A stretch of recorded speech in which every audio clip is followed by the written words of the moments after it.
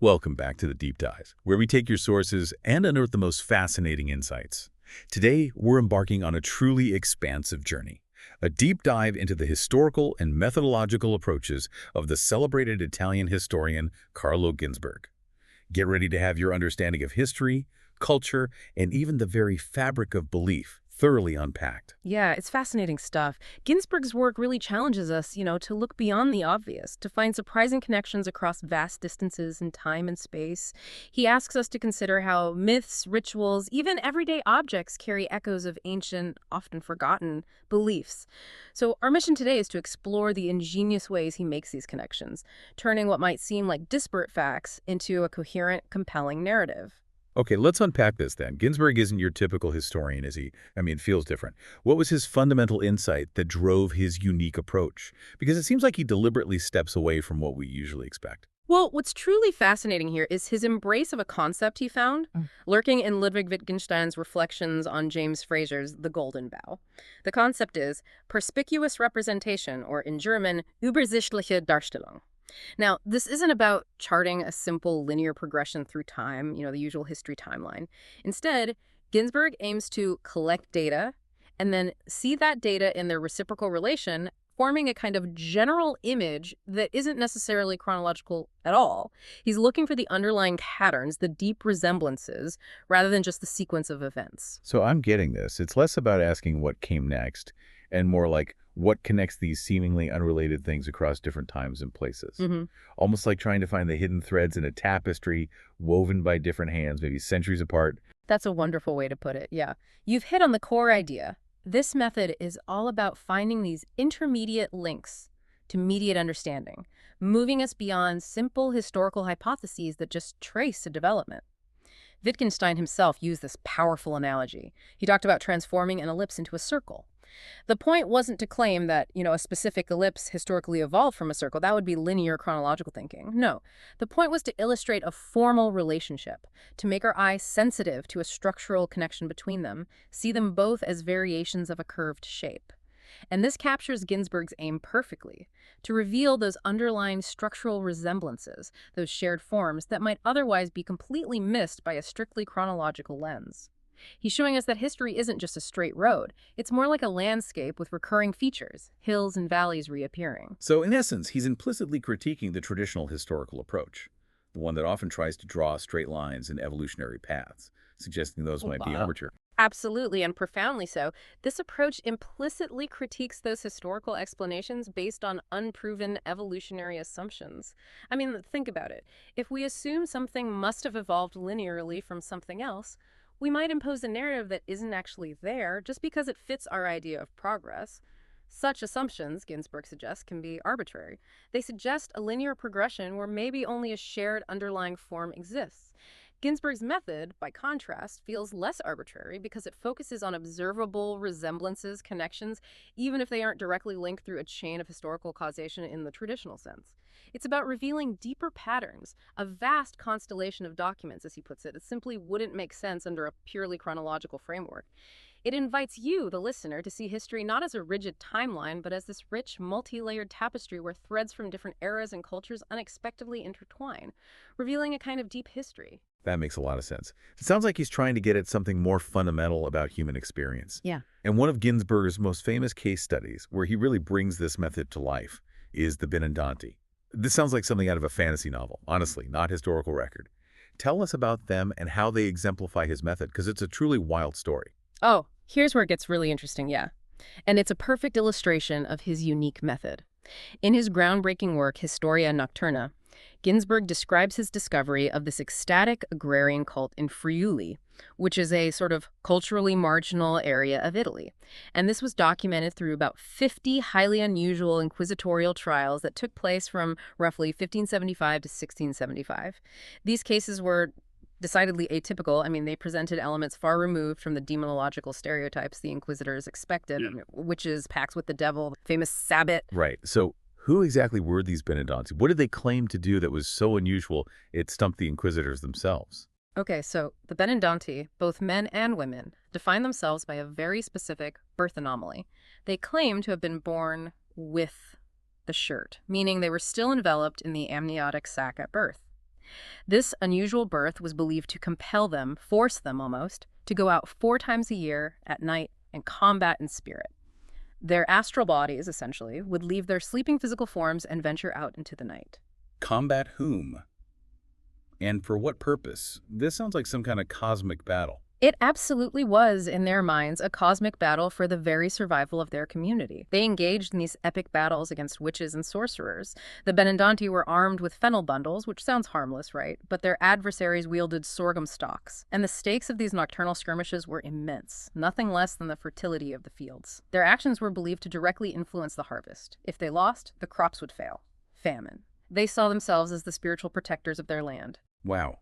It must have been a huge challenge for the inquisitors to process these confessions. I mean, their whole framework was about devil worship, not agrarian spiritual warfare with fennel stalks. How did they even begin to categorize this? Well, they were visibly astounded, as Ginzburg puts it. Their primary framework was indeed the diabolical Sabbat, the learned concept of a witches' assembly, devil worship, orgies, renouncing Christ. That was their go-to model for anything involving nocturnal spiritual stuff. So they tried, often quite aggressively, with really specific leading questions, to force the Benandanti's confessions into this familiar schema. But the tenacity of the popular belief was just striking. It took nearly 50 years of relentless interrogation for the Benandanti to start modifying their stories. And even then, it was between doubts and regrets, sort of reluctantly fitting them into the required narrative of devil worship. It shows this powerful, almost tragic clash between deeply ingrained folk beliefs and the learned theological impositions of the church. It's a testament to how resilient some beliefs can be, even under intense pressure. That's a truly fascinating point about resilience. So Ginzburg isn't just documenting an isolated local curiosity then. He uses the Benandanti as a jumping-off point to find similar ecstatic traditions across Europe, right? He's looking for those recurring patterns you mentioned. Precisely. This is where his method truly shines. He found these were not isolated phenomena at all. They were part of a wider magnetic field, as he calls it, of recurring things spanning vast geographical and temporal distances. Ginzburg's work transforms the local oddity of the Benandanti into a key that unlocks these deeper, more ancient traditions. He argues these diverse stories are all drawing from a common well of mythical or ritualistic structures, a kind of deep grammar of human belief. One really striking parallel he draws is to accounts from Procopius, a Byzantine historian writing 1,000 years before the Benandanti, a whole millennium. Procopius described anonymous informants who reported being compelled by a mysterious force to transport souls to the seashore. This echoes the Benandanti's compulsion, their ecstatic experience, strongly suggesting a deep, shared substratum, possibly Celtic in origin, informing these seemingly disparate beliefs. It's like a whisper across 1,000 years that only Ginzburg seems to hear clearly. 1,000 years. That's incredible. So he found similar figures in even more distant lands, geographically and culturally speaking. Oh yeah, the parallels are truly global in scope. Consider this extraordinary document from 1585 detailing the trial of Thais, an old Livonian werewolf. Livonia, that's modern-day Estonia and Latvia, right? A far cry from Friuli. Thais claimed to transform into a wolf on Easter night, escape jail, go to a river, all because the master wants it. But what's truly remarkable, and what caught Ginzburg's eye, is his defiant, almost sarcastic attitude towards his interrogators. It's strikingly similar to the initial stubbornness of the Benandanti facing the inquisitors, trying to force them into a different narrative. A contemporary, Hermann Wiedekind, even debated whether such transformations were diabolical illusions or actual physical realities, a question that perplexed learned men, just like the Benandanti perplexed their interrogators. So the werewolves and the Benandanti shared not just experiences, but also this kind of defiant spirit against external rules, almost like a shared psychological profile. Indeed. And Ginzburg further links these traditions through the fascinating motif of incursions in spirit. This is the idea of individuals leaving their sleeping bodies to travel in a spiritual realm. Really highlights the shared mythical bedrock. For instance, the Baltic werewolves. They were described making these incursions into cellars to drink beer or mead, while the Friulian Benandanti were said to be riding on a barrel to drink wine. Ginzburg masterfully connects this to the ancient idea of the indistinguishable thirst of the dead, suggesting a deep, shared mythical motif related to ancestral spirits. He also notes how these narratives suggest a symmetrical, often male, ecstatic cult, alongside the more commonly analyzed female-dominated one. It's a fascinating reversal of the usual focus. It sounds like he's tracing a really widespread phenomenon. Did he find similar figures in southeastern Europe and even the Caucasus, demonstrating this magnetic field? Absolutely. From Istria down through Slovenia, Croatia, Dalmatia, all the way to Montenegro, Ginzburg traces figures like the Kresnik and Zuhak.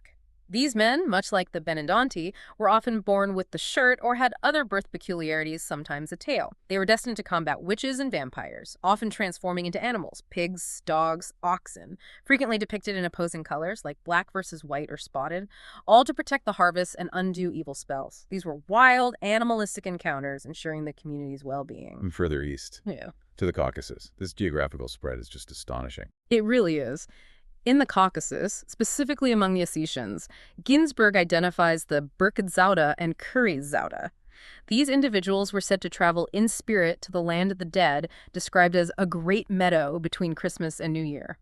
They rode strange mounts, anything from pigeons and horses to even sickles and brooms to bring back seeds for good harvests.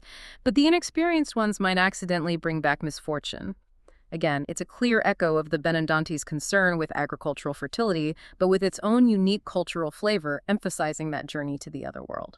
And what about connections to more widely recognized shamanic traditions, usually thought of as separate from European folk beliefs, right? Ginzburg builds those bridges, too. He brings in 17th century Moldavian charmers who fell into public ecstasies to speak with the dead or retrieve lost objects, noting that this was exactly like the Lappish or Siberian shamans, a direct comparison highlighting the deep structural similarities in ecstatic practices wherever they're found.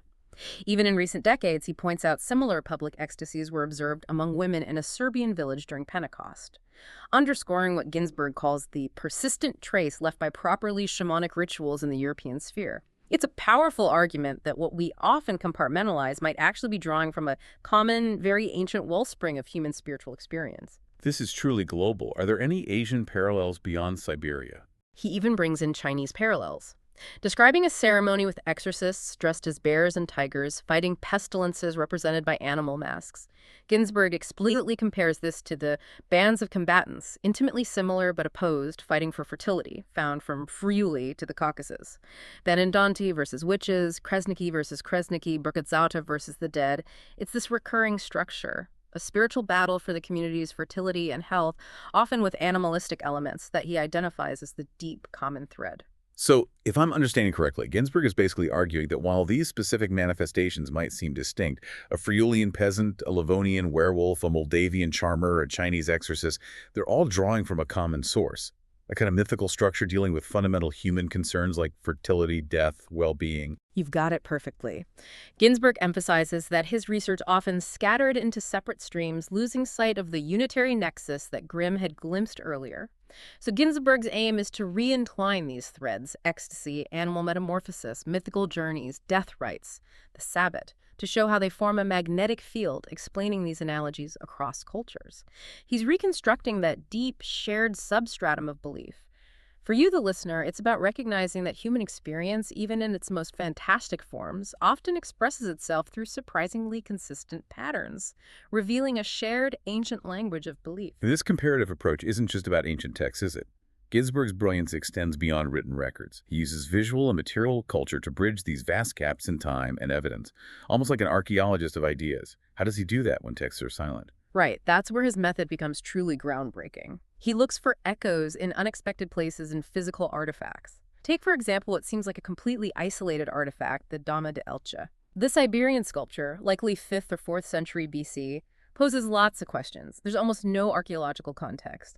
People debate if it was originally a bust, like now, or a full-seated figure. Its origin, Iberian. Ionic Greek influence is uncertain. But Ginzburg finds this profound, almost haunting connection in one specific detail. And the detail is the headdress, right? The two enormous wheels on her temples. It's certainly very distinctive. Exactly. The two enormous wheels attached to her temples, holding braids, are unique and striking. Ginzburg highlights this remarkable, almost uncanny coincidence. A night goddess in the Fiemme Valley in Trentino, Italy, 2 millennia later, 2,000 years, was described wearing a strikingly similar headdress, described as a black ribbon around the head with 2 plugs on each side.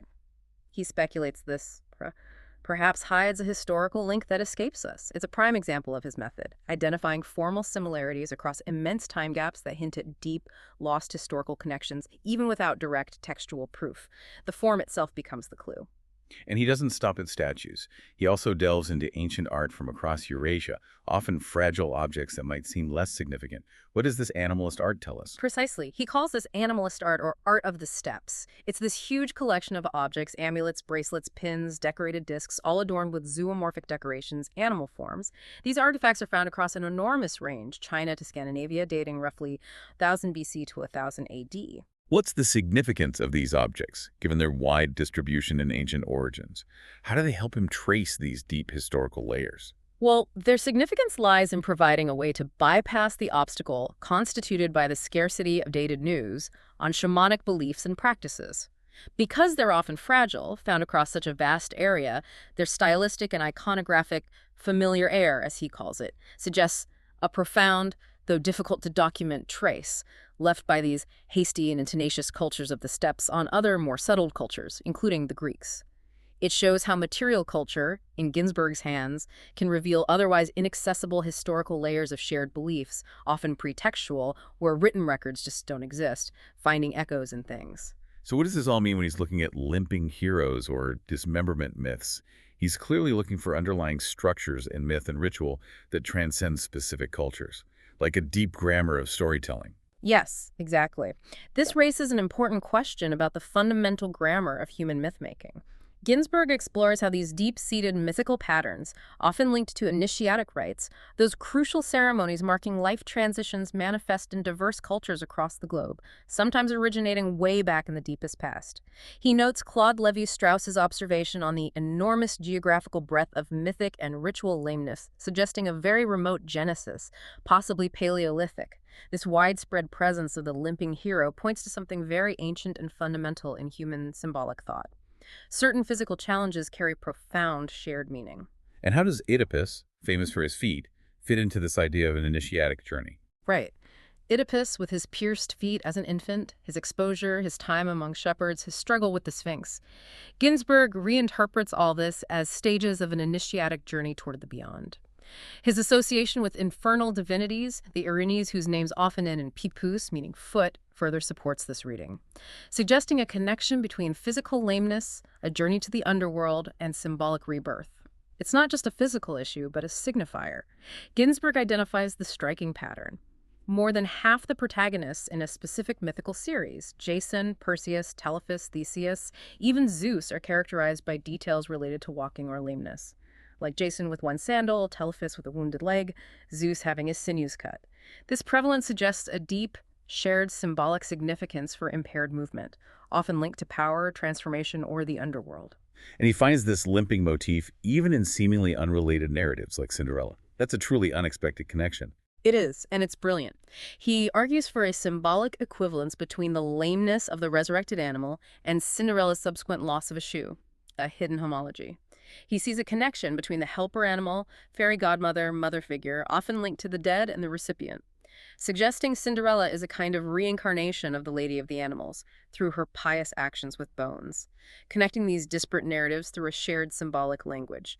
Beyond lameness, Ginzburg also examines the motif of dismemberment, boiling, recomposition, resurrection. We see it with Medea rejuvenating Jason and tricking Peleus, also stories of Pelops, Dionysus, dismemberment, cooking, devouring, but then miraculous resurrection, recovering the heart or limbs. Ginzburg points to an initiatic element here, suffering and fragmentation leading to renewal, immortality, a powerful, often brutal symbolic cycle. So physical attributes or extreme acts in myths aren't just literal descriptions. They're symbolic keys unlocking deeper, shared human experiences. Precisely. For instance, the Caucasian legend of Amirani Lake Prometheus stealing fire from a lame demon, Devin Ginzburg suggests a symbolic link to the lame god Hephaestus, whose forge Prometheus stole fire from in Greek myth. It illustrates how physical attributes like lameness carry deep mythical significance and echo across vastly different cultures, revealing shared archetypal patterns. So what's the overarching principle uniting all these diverse examples? Friuli to the Caucasus, statues to folktales, limping heroes to dismembered gods. What's the big Ginzburgian conclusion here? Ginzburg concludes that these mythical and ritual isomorphisms, these striking similarities in form and structure, refer to a series of exchanges, contacts, filiations between different cultures. These historical relations are necessary, sure, but not sufficient on their own. He argues that diffusion and conservation also depend on formal elements. ensuring compatibility between myths and rites across societies. He sees this reinvention of social actors happening unconsciously within the internal form of the myth or rite. This unconscious transmission, he believes, is like that of the deep structures of language, and importantly doesn't require a collective unconscious, a concept he finds unnecessary. So it's about the deep-seated mechanisms of human symbolic thought, how we create and transmit meaning, not just about cultural borrowing. Exactly. Metaphor, which by definition is reversible, plays a primary role here. It subverts rational order and shows the closest kinship between dream and myth, poetry and myth. He's arguing these aren't just quaint stories, they are fundamental ways humanity grapples with the big questions. For you, this means recognizing that stories, beliefs, rituals aren't just reflections of their time. They're part of a much older, deeper conversation humanity has been having with itself about life, death, everything in between. Often in ways that defy simple logic, but speak to profound truths. Okay, Ginsburg is clearly in dialogue with other big thinkers, and he's not afraid to critique them or extend their ideas. Let's turn to his work on defamiliarization, or ostranenie, that concept from Russian formalism. How does he engage with this, and why is it so important for seeing the world differently? Right. He begins this discussion by citing Viktor Shklovsky's cheerful, maybe slightly provocative exclamation from 1922. We know how life is made, and how Don Quixote and the car are made too. Shklovsky's theory of art as device argues that art works by ostranenie. It's a Russian term, best translated as defamiliarization or making strange. The idea is that our daily lives become dull, habitual, we stop really seeing things. Art's purpose, Shklovsky argued, is to break through that, to make us see common things anew, with renewed intensity, as if for the first time. Can you give us Shklovsky's prime example? Because an example always makes these abstract concepts click for me. His go-to example is Tolstoy's short story, Kostomer, which is told from the unique point of view of a horse. This perspective brilliantly defamiliarizes human concepts like property. From the horse's viewpoint, these ideas are just man's base and beastly instinct. For instance, the horse observes people calling him their horse, who never ride or feed him, while others who do aren't his owners. This external, non-human perspective strips away the taken-for-granted nature of human social constructs, exposing their artificiality. Makes you realize how much is just made up. That's a powerful technique. But how does Ginsburg respond? Does he fully embrace it or add another layer? Well, while he greatly appreciates Shklovsky's brilliance and the power of the concept, Ginsburg critiques what he calls Shklovsky's deliberate lack of historical perspective. Shklovsky presents ostranenie almost as this universal artistic practice that just appears fully formed. Ginsburg questions whether it's truly universal or if it's actually rooted in a specific literary and intellectual tradition with a much longer prehistory. Ginsburg, ever the deep historian, wants to unearth those deeper origins, show us that even revolutionary ideas have a lineage. And where does he find these roots? Does he go back to the ancients? He does indeed. He finds roots in Marcus Aurelius's Meditations from the 2nd century AD. The Roman emperor used these riddle-like questions like, what is a lamb's fleece dipped in a shellfish's blood? Which is purple wool, of course.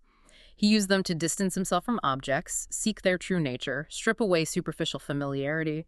Marcus Aurelius believed moral self-education required looking at things as if they had no meaning, as if they were a riddle, erasing mistaken ideas. This reflects Ginsburg's belief in the circular relation between learned and popular culture high philosophy, drawing from popular forms like riddles. It sounds like this outsider's gaze is a very powerful critical tool. Did it reappear later in European literature, maybe during the Renaissance or Enlightenment? Absolutely. Ginsburg traces it through literary history. He points to Antonio de Guevara's fictitious 16th century work, The Book of the Emperor Marcus Aurelius. Even though it was a forgery, it brilliantly captured this defamiliarizing spirit. It features Milenus, a monstrous animal-like Danube peasant who boldly tells Marcus Aurelius that empire is nothing but robbery. This figure embodies the critical outsider's gaze, denouncing the powerful. This savage, peasant, or animal perspective then becomes a crucial literary device for social critique. Montaigne. In On the Cannibals, Brazilian natives in France are astounded by European society armed men obeying a child king, rich bloated while poor starve. They find it bizarre that the destitute haves don't just attack the rich, highlight society's departure from original naivety. La Bruyere, his description of wild animals who turn out to be human peasants, uses initial misperception for sharp social critique, forcing readers to confront the poor's dehumanizing conditions. Voltaire, in Essai sur l'humour, argued Canadian and African savages are infinitely superior to Europeans. The real savages are those on our continent engaging in religious wars, powerfully defamiliarizes European claims to enlightenment. So Ginsburg is showing us there are at least two distinct ways defamiliarization can be used, almost two different philosophical objectives. Yes, he makes a crucial distinction here. He differentiates between the Tolstoyan approach, which he aligns his own work with using defamiliarization to overcome appearances and arrive at a deeper understanding of reality, peeling back layers, and Proust's approach, which seeks to preserve the freshness of appearances against the intrusion of ideas. Focusing on raw perception and memory, it's the difference between using strangeness to dig deeper into truth and using strangeness to highlight the beauty of the surface. So what does this all mean for us, the listeners, in our daily lives? What's the practical cognitive implication? Sounds like a tool for critical thinking. It absolutely is. Ginsburg argues defamiliarization is a useful antidote to the risk we all run of taking reality, ourselves included, for granted. It forces us to step back, question what we assume is normal or obvious, reveals how underlying causes often differ from initial perceptions, makes us question the obvious, dig deeper. In a world saturated with information, this ability to make it strange is invaluable. Helps you see through the noise, challenge assumptions, uncover hidden truths, like putting on new glasses. That's a very powerful insight. And speaking of narratives, Ginsburg also tackles myth itself, challenging its relationship with truth, even its use as a tool for control. This isn't just about ancient stories, but how narratives function today, right? Politics, advertising. Exactly. This leads to a profound reflection on myth's complex relationship with truth and power. Ginsburg delves into the origins, starting with the Greeks. How did Plato, a great myth maker himself, view myth? It seems paradoxical he'd also be a critic. It is paradoxical, and that's Ginsburg's point. Plato, despite using myths in his dialogues, was also a demythologizer. He saw myths as fictitious tales meeting state supervision because they could encourage immoral actions if not managed. He distinguished between myths that were true or contained truth allegorically and those reduced to natural circumstances via rational explanation. This highlights how critical distance, which Ginsburg argues was profoundly enabled by writing, allowed new scrutiny of oral narratives. And Aristotle took this further, almost scientifically, classifying mythical creatures as logical constructs. Yes. Aristotle went further down this rational path. He classified creatures like the goat stag, centaur, or sphinx as mere logical operators, not existing entities. He argued you can only know what something is if you first know that it exists. For Aristotle, a goat stag was conceptual, useful maybe for logic, but not real. So how did later thinkers like Boethius engage with this? Did they just dismiss them? Not at all. And here Ginsburg unearths another fascinating nuance. Boethius, familiar with legal fictions, fictiones, where a non-existent reality, like fictitious citizenship, was made operative legally, saw Aristotle's goat stag not as mere poetry or logic trick, but as a logico-juridical fictio, a logical legal construct. This leads to the paradoxical, kind of mind-bending idea that God and the goat stag could coexist in a temporal and absolute dimension of the eternal present, giving a logical reality to the unreal. So the concept of fiction evolved from something potentially false to something that could contain truth, or at least a useful truth. Precisely. Over time, figmentum fabrication shifted dramatically. While Augustine saw fictio as potentially lying, Macrobius and later medieval Renaissance thinkers saw it differently, as a truth intelligible to the wise, wreathed in poetic language. The idea emerged that poetical knowledge wasn't just entertainment. It concealed truth beneath a veil or integumentum. So myths weren't just false stories, but coded messages containing hidden truths for the wise. This sounds philosophical, but Ginsburg also highlights the darker, political side of myth, where it becomes a tool for control. Very chilling modern echoes there. Absolutely. Ginsburg traces the influence of the sophist Critias, who interpreted religion as purely political imposture, a human invention for social control through fear. This cynical theme resurfaces in the three impostors theory, Moses, Christ, Muhammad as deceivers circulating dangerously in Christian Europe, religion as a power play. He gives chilling examples. Cesare Cremonini, a 17th century professor, reportedly believed neither in God, nor in the devil, nor in the immortality of the soul, but kept a Catholic valet out of fear of being murdered if his true beliefs were known. Maintained a facade. Similarly, Costantino Saccardino, tried by the Inquisition, bluntly stated, princes want to make it believe hell, then they can have things their way. Religion as a deliberate construct for obedience. La Montfaucon even defended writing fables as truths, implicitly comparing biblical events to pagan myths and their capacity to manipulate truth. This reminds me very much of Thomas Hobbes's view on religion's necessity for social order, almost a practical tool for governance. Yes, exactly the connection Ginzburg draws. Hobbes argued all religions, revealed or invented, exist to make men the more apt to obedience, laws, peace, charity, and civil society. He observed authorities historically used religion to instill fear in the ignorant sort, ensuring compliance.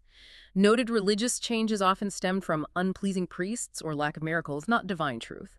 For Hobbes, the sovereign's power over eternal life and torment was essential for civil society, a clear instrumental view of religion's role. And Karl Marx, too, had a strong view on myth's future, believing it would just fade away with progress. Marx famously believed myths would vanish once we truly have control over those forces of nature and society, assumed the cold reality of bourgeois society and science would sweep them away. But, Ginzburg points out, quite emphatically, the enduring vitality of old religions, nationalisms, racisms in the 20th century and today has largely contradicted Marx's prognosis, demonstrates the deep power of myth and irrational belief beyond simple economics, suggests myths fulfill deeper needs. And this manipulation of narratives clearly continues into the modern age, perhaps even more sophisticatedly with propaganda. Indeed. Ginzburg links this directly to modern propaganda. He cites Maurice Joly's Machiavelli, discussing neutralizing the press by becoming the press, governments using journalism to control information. Louis Napoleon's propaganda used terms like Caesarism to create a facade of legitimacy. Ginzburg links this to WWI propaganda techniques that marked an irreversible change in the organization of consent, the state becoming incredibly sophisticated at shaping public opinion through manufactured narratives, a chilling evolution. So it all comes back to how critical distance, enabled by writing and rational thought, allows us to deconstruct these myths and see the mechanisms of power. Exactly. Ginzburg emphasizes Plato's ability to analyze myth critically was possible due to the critical distance made available to him by writing. Writing, by purifying the word of oral intonation, allowed clear affirmation or negation, crucial for critical thought. For you, the listener, this is a powerful reminder. Critically examine the stories we're told, ancient myths, modern narratives. Requires a conscious effort to step back, apply a distance gaze, recognize that even well-intentioned narratives carry historical baggage or bias.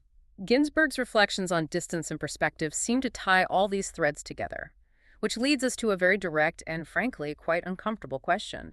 How does our perception of distance, physical, temporal, emotional, influence our morality and our understanding of truth? This raises an incredibly important, deeply ethical question Ginzburg explores with great depth.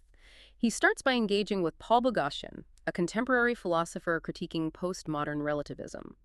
Boghossian used the example of Zuni origin myths versus archaeological findings. Boghossian argued they can't both be true relative to some perspective.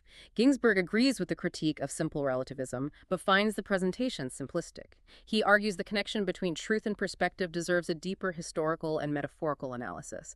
It's rarely just two opposing facts. And how far back does Ginzburg trace this idea of adapting truth to circumstances or perspectives? Centuries earlier, St. Augustine, 4th, 5th centuries, grappled with similar questions, like why did God accept different sacrifices at different times, Jewish versus Christian? Augustine introduced the distinction between beautiful, pulchrum, and fitting, aptum, arguing nature and human activities change according to the needs of times by following a certain rhythm. He saw God as an unutterable musician, accommodating divine will to human history, like a melodious song. So truth wasn't static, but could accommodate different historical contexts. And how does this theological accommodation connect to our modern understanding of historical truth? That seems a subtle but profound link. Ginzburg makes this provocative, quite uncomfortable argument. He suggests the Christian concept of veris Israel, true Israel, implying Christian superiority and supersession of Judaism, is the matrix of the conception of historical truth that remains our own. This secularized model of accommodation, combined with conflict and multiplicity, is expressed through modern metaphors like perspective and point of view. It reveals a deep, often unacknowledged historical bias in our historiographical paradigm. How our very framework for understanding history, with ideas of progress and supersession, is rooted in a specific theological viewpoint, implying one narrative replaces another, meaning even our objective methods might carry echoes of ancient theological arguments. So perspective isn't just an innocent way of seeing things, but historically loaded, employing power dynamics or conflict. Precisely. Take Machiavelli, 16th century, in The Prince. famously states that to understand the people, be low on a plain, to understand princes, be high on a mountain. This implies perspective offers cognition based on plurality of viewpoints. Different angles give different insights, but crucially, Machiavelli's model is based on conflict and self-interest, seeing both sides to better manipulate. Leibniz, 17th century, influenced by Machiavelli, conceived of infinite monads, simple substances, each representing a different universe, yet all are perspectives of a single universe. His model, however, is based on harmonious coexistence, even seeing apparent deformities reuniting in beauty in the great world. A philosophical counterpoint suggesting multiple perspectives can yield unified truth. And then, the 18th century historian Johann Martin Cladinius noted different social roles. Loyal subject, rebel, peasant yield different perspectives on an event like a rebellion. Seems banal today, but insightful though, highlighting the subjective nature of historical understanding long before postmodernism. This all leads to a truly profound ethical dilemma about distance, what Diderot called the Chinese Mandarin problem. Seems incredibly relevant to our interconnected yet often emotionally distant world. Yes, it connects directly to the moral implications of distance, a chilling thought experiment. Diderot, in his dialogue of a father with his children, poses the question, would you use remote magic to kill an unknown Chinese Mandarin for instant wealth if guaranteed anonymity? He suggests many would find it easier to kill a man at great distance, no larger than a swallow, than slit a bullock's throat with their own hands. Diderot argues our morality is deeply shaped by physical and historical circumstances.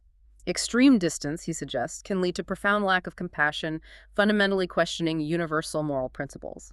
If we pity a pet but squash an ant, doesn't the same principle apply, warped to distant humans? And how did later thinkers respond? Did they accept distance could erode morality? No, many push back. Chateaubriand responds, asserting conscience forbids such an act, even if beneficial in secret. He reframes the story to underscore the moral depravity.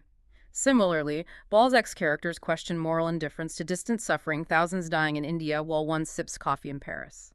In this view, moral indifference, especially with knowledge of suffering, becomes complicity. Awareness demands a response, regardless of distance.